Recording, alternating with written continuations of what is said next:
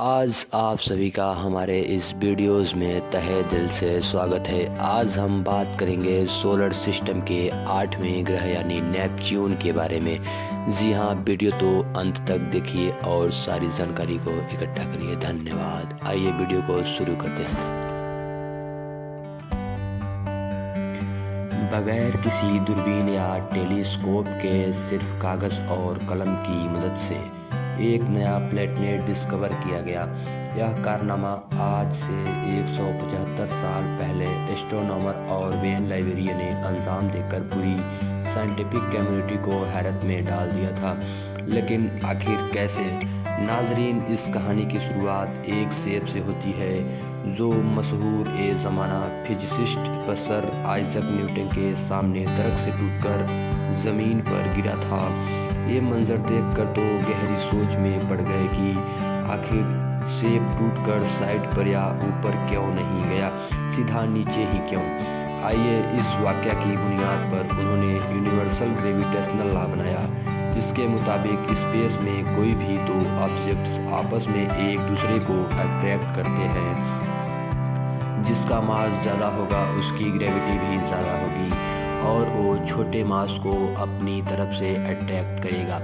इस अट्रैक्शन को कोशिश यहाँ पर ग्रेविटी कहा जाता है। यही ग्रेविटेशनल लॉ सिर्फ हमारी दुनिया तक ही मौजूद नहीं, बल्कि यह पूरे सोलर सिस्टम और यूनिवर्स पे भी अप्लाई होता है। इसकी सबसे बड़ी और आसान एग्जांपल हमारे सोलर सिस्टम की है। सूरज के गिर्द घूमने वाला तमाम प्लैनेट सूरज से छोटी है, इसी वजह से वो इसकी तरफ अट्रैक्ट होता है और एक खास ऑर्बिट में इसके गिर्द चक्कर लगाते रहते हैं। हमारा चांद भी इसी ग्रेविटेशनल लॉ के तहत ज़मीन के गिर्द चक्कर लगाता रहता है। नाजरीन, ज़मीन जो चांद से कई गुना बड़ा है, वो चांद को अपनी तरफ अट्रैक्ट करता है। दूसरी तरफ चांद बेशक ही छोटा है, लेकिन कुछ न कुछ ग्रेविटी उसकी भी है। चांद की ग्रेविटी इतनी तो नहीं है कि अर्थ को अपनी ऑर्बिट से हिला सके, लेकिन वो समंदर के पानी को अपनी तरफ खींचता है, जिसकी वजह से समुद्र में लहरें पैदा होती हैं।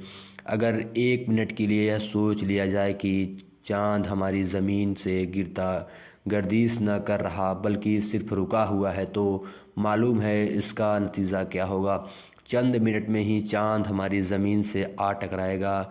जी हाँ, जहाँ अर्थ की ग्रेविटी उसको अपनी तरह खींचती है, वहीं उसकी ग्रेविटी ऑर्बिट करने की वजह से गोल गोल चक्कर लगाने की वजह से एक फोर्स पैदा होती है जो इसको बाहर की तरफ ढकेलती है। इस फोर्स को सेंट्रीफ्यूगल फोर्स कहा जाता है। चांद की सेंट्रीफ्यूगल फोर्स अर्थ की ग्रेविटी दोनों इक्वल जाने की वजह से ही चांद अपने फिक्स्ड ऑर्बिट में गर्दिश करता है। इसी तरीके से ही तमाम प्लैनेट्स भी सूरज के गिर्द और बेंड करते हैं। न्यूटन के इस ग्रेविटेशनल लॉ पर कई एक्सपेरिमेंट हुए, रिसर्च हुए और ये साबित हुआ कि हमारी कायनात का पूरा निज़ाम इसी लॉ पर डिपेंड करता है। यही बात हो रही है साल 1840 की, जब हमारे सोलर सिस्टम का आखिरी प्लेनेट यूरेनस हुआ करता था। हमारे अर्थ से 4 गुना बड़ा यह प्लेनेट कुछ ही अच्छे पहले 1781 में एक टेलीस्कोप की मदद से डिस्कवर किया गया था। जी हाँ, यह प्लेनेट एक टेलीस्कोप की मदद से डिस्कवर किया गया था, लेकिन इस प्लेनेट के ऑर्बिट में एक अजीब सी गड़बड़ी नोटिस की गई। गड़बड़ी ये थी कि ये न्यूटन के ग्रेविटेशनल लॉ पर पूरी तरह से अमल नहीं कर रहा था। ये अपने ऑर्बिट में एक खास पॉइंट पे आकर अपने आप इधर उधर होने लगता। ग्रेविटेशनल लॉ जिसकी वजह से पूरी यूनिवर्स का सिस्टम चल रहा है, भला सिर्फ एक प्लेनेट उसके खिलाफ कैसे काम कर सकता है। जी हाँ, पूरे 60 सालों तक दुनिया भर के एस्ट्रोनॉमर्स यूरेनस के इस अनोखे अमल को देखकर परेशान थे। इनमें एक फ्रेंच एस्ट्रोनॉमर और बेनवी भी था। वो सारी रात यूरेनस को स्टडी करते रहते, लेकिन इसकी ग्रेविटेशनल लॉ के अगेंस्ट हरकत करना और अपने ऑर्बिट से निकल जाने की समझ से भी बाहर था। लाइब्रेरिया का कहना था कि इस ऐसा सिर्फ एक कंडीशन में मुमकिन है। हो सकता है कि जिस पॉइंट पर यूरेनस अपने ऑर्बिट से निकलकर ऊपर नीचे मूव करता है तो वहाँ उसके करीब कोई बहुत बड़ा मास या प्लेनेट हो, लेकिन मसला तो यही था कि किसी को भी उसके आसपास कोई प्लेनेट नज़र नहीं आ रहा था। कुछ एस्ट्रोनॉमर्स ने तो यह भी कहना शुरू कर दिया कि न्यूटन के ग्रेविटेशनल लॉ में ही कोई चीज़ मिसिंग है। शायद ये लॉ ही गलत है। लाइब्रेरियन जिन्होंने अपनी ज़्यादातर ज़िंदगी स्टार्स और प्लेनेट पे रिसर्च करके गुजारी थी, वो अपनी बात पर डटे रहे कि ग्रेविटेशनल लॉ बिल्कुल सही है और यूरेनस को कोई दूसरा प्लेनेट अपनी तरफ अट्रैक्ट कर रहा है। 23 दिसंबर 1846 की रात को लाइब्रेरिया माहौल के मुताबिक दोबारा आसमान की तरफ देखकर गहरी सोच में मुखलित था। तभी उन्होंने एक कोर्स और कलम उठाया, लंबी चौड़ी मैथमेटिकल कैलकुलेशन करने में मसरूफ़ हो गए। जब कैलकुलेशन का रिजल्ट आया तो उन्होंने यूरेनस के पास एक पिन पॉइंट लोकेशन की। निशान उनका कहना था कि इस पॉइंट पर ज़रूर कोई दूसरा प्लेनेट यूरेनस के करीब मौजूद है। न सिर्फ उसकी पोजीशन बल्कि लाइब्रेरियन ने उस प्लेनेट का मास भी कैलकुलेट कर दिया और ये नतीजा निकाला कि इस सीक्रेट प्लेनेट का मास भी यूरेनस के जितना ही है। जब उन्होंने यह तमाम डिटेल्स पब्लिक कर दी तो इस थ्योरी का अपोज करने वाले एस्ट्रोनॉमर्स ने लाइब्रेरिया का ठीक ठाक मजाक बनाया, क्योंकि यूरेनस के करीब मज़हीर ऐसा कोई प्लेनेट मौजूद नहीं था। उन्होंने ये तमाम डिटेल्स बर्लिन में मौजूद उस वक्त की सबसे बड़ा ऑब्जर्वेटरी को भेजा और उनसे रिक्वेस्ट की कि स्पेस में यूरेनस के करीब किसी ताकतवर टेलीस्कोप से देखा जाए।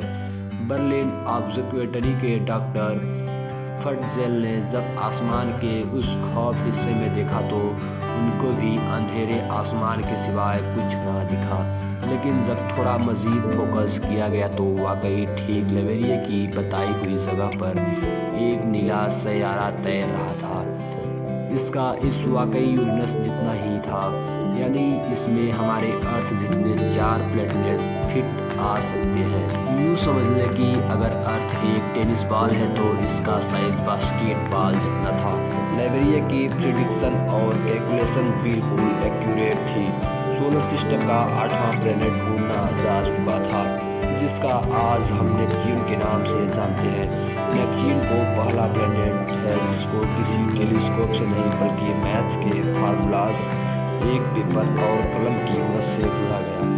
यह प्लेनेट और टेलीस्कोप के इन्वेंटर गैलीलियो ने भी देख रखा था, लेकिन गैलीलियो हमेशा इसको एक स्टार मानते थे। उन्होंने अपनी कई ड्राइंग्स में इसका ड्रा भी किया था, लेकिन सिर्फ एक स्टार की हैसियत से, किसी प्लेनेट या फिर किसी स्टार की हैसियत से नहीं। यही मजाक की थी कि इसको डिस्कवर करने का सारा क्रेडिट गैलीलियो की बजाय लाइब्रेरिया को पास ही गया। क्रेडिट तो इनको बेशक मिल ही गया था, लेकिन वह हमेशा चाहते थे कि इस प्लेनेट का नाम भी उनके नाम लाइब्रेरिया से जोड़ा जाए। पर क्योंकि उस वक्त प्लेनेट्स और स्टार्स के नाम हमेशा देवताओं के नाम पे रखे जाते थे, इसी वजह से कई लोगों ने नए प्लेनेट का नाम लाइब्रेरिया से जोड़ने पर एतराज़ जताया। सबकी म्यूचुअल अंडरस्टैंडिंग के बाद इसका नाम रोमन देवता नेपच्यून के नाम पर रखा गया। 1989 में नासा का वायेजर 2 स्पेसक्राफ्ट पहली बार नेपच्यून के पास से गुजारा गया। 3000 मील दूर से वायेजर 2 ने नेपच्यून की कई फोटोग्राफ्स कैप्चर की। ये हमारे सोलर सिस्टम का सबसे दूर और सबसे आखिरी प्लेनेट था। यूँ समझ लें कि अगर अर्थ से सूरज का डिस्टेंस 1 AU यूनिट है तो नेपच्यून सूरज से 3rd AU है। सूरज से कितनी दूर होने की वजह से ही यहाँ का टेम्परेचर -डिग्री रहता है।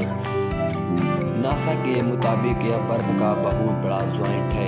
यहाँ हर वक्त तूफान चल रहे होते हैं, ऐसे तूफान जिनकी स्पीड 2000 किलोमीटर पर पार होती है। याद रहे कि अर्थ पर सबसे तेज तूफान की speed 40-60 kilometre per hour record की गई थी। याद दिलाता रहेगा। यहाँ का एक दिन अर्थ के 16 घंटे के बराबर और यहाँ का एक साल 165 सालों जितना है। जी हाँ नाजरीन, लाइब्रेरियन जिन्होंने सिर्फ मैथ्स के फार्मूला से इस प्लेनेट को ढूंढा था वो आज जिंदा तो नहीं है, लेकिन पेरिस में इनकी कब्र पर नेपच्यून का यह मॉडल इनके कारनामे को हमेशा याद दिलाता रहेगा।